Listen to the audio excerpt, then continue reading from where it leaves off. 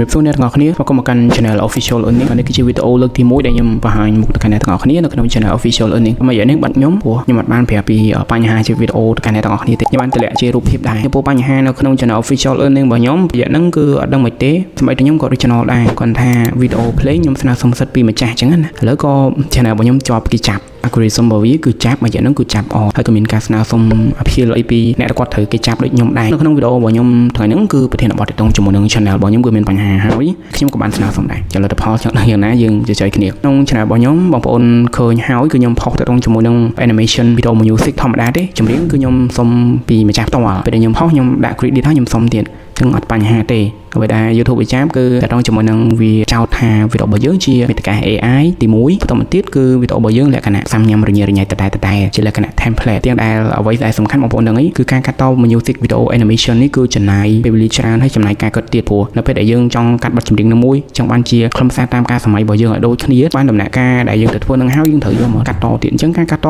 គឺយើងព្យាយាម add ABC សង្វាក់គ្នាហើយត្រូវដាក់ effect ដាក់ transition ដាក់ sound effect អីចឹងទៅច្រើនប៉ុន្តែលទ្ធផលដែលខ្ញុំត្រូវបានក៏អូខេគឺខ្ញុំអាចស្នើរលបានជាមួយនឹង YouTube ក្រោមការគ្រប់គ្រងរបស់បងប្អូនទាំងអស់គ្នាផងការខិតខំប្រឹងប្រែងរបស់ខ្លួនឯងផងហើយដល់ពេលមានបញ្ហាគឺសឹងតែនៅក្នុងពេលរយៈពេលតែមួយណាបងប្អូននៅក្នុងខែជាមួយគ្នាដែលមានបញ្ហាក៏វាចាប់ទៅគឺក្រោមមូលហេតុដែលខ្ញុំប្រាប់បងប្អូនទាំងអស់គ្នាមុនហ្នឹងបន្ទាប់ពេលនេះគឺខ្ញុំបាន appeal ហើយគាត់ថាលទ្ធផល2ថ្ងៃដែលខ្ញុំ appeal បានហ្នឹងគឺវាអត់ឲ្យទេវាថានៅតែតែអ្វីដែលវាឲ្យយើងដោះស្រាយគឺរយៈពេល3ខែបន្ទាប់យើងអាច reapply បានណាយើងអាចស្នើម្ដងទៀតបានក្រោមការរៀបចំ channel របស់យើងម្ដងទៀតហើយបន្ទាប់ពីនេះខ្ញុំមិនដឹងថាខ្ញុំគួរបន្ត content មេតិកា music video animation នឹងកើតអត់ទេប៉ុន្តែខ្ញុំគិតថាมันអាចបន្តទៀតទេព្រោះវាចាប់ហើយវាចាប់ពីថាយើងដាក់ញញ៉ៃអីចឹងទៅហើយមេតិកា AI ពេលខ្លះខ្ញុំបើក function មួយដែលដាក់ថាមេតិកាមិនពិតតែ AI នឹងវាចាប់នឹងតែមិនដែរអញ្ចឹងមេតិកាបន្តខ្ញុំកំពុងតែគិតមើលថាគួរបន្តតែតជាមួយនឹងមេតិកាអីគេតាមចំណងចំណូលចិត្តរបស់ខ្ញុំហើយនៅក្នុង channel official earning នេះដំបូងគឺខ្ញុំណែនាំពីការរលុយតាម online ព្រោះដែលសំខាន់ខ្ញុំចង់បានការ comment ពីបងប្អូនអរគ្នាខ្ញុំគួរធ្វើមេតិការលុយ online នឹងបន្តវិញអត់ហើយអាចនឹងខ្ញុំបង្ហាញមុខខ្លួនឯងព្រោះខ្ញុំចង់វល់ដែរ YouTube មួយនេះតែយ៉ាងណាក៏ប្រឹងបន្តទៀតទោះបីជាខ្ញុំ appeal អត់បានក្រុម hyper ដែលវាថា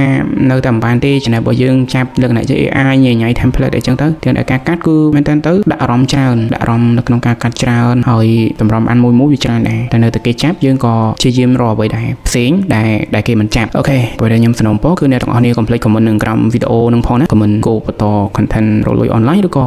បែប music video animation ដែលអាចនឹងខ្ញុំដាក់ក្បាលវីដេអូខ្លួនឯងតិចទៅហើយនឹងចូលទៅដល់ខ្លឹមសារតែម្ដងក៏តែមានតែប៉ុណ្្នឹងឯងមកប្រាប់ពីហេតុផលទៅកាន់អ្នកទាំងអស់គ្នាថាមិនបាន channel ខ្ញុំខានចេញវីដេអូទៀតអញ្ចឹងខ្ញុំបាទ official earning ម្ចាស់ channel ផ្ទាល់អរគុណសម្រាប់ការគាំទ្រពីបងប្អូនទាំងអស់គ្នាហើយយើងនឹងជួបគ្នាខ្ញុំមិនដាច់ចិត្តថាអត់ផុសទេ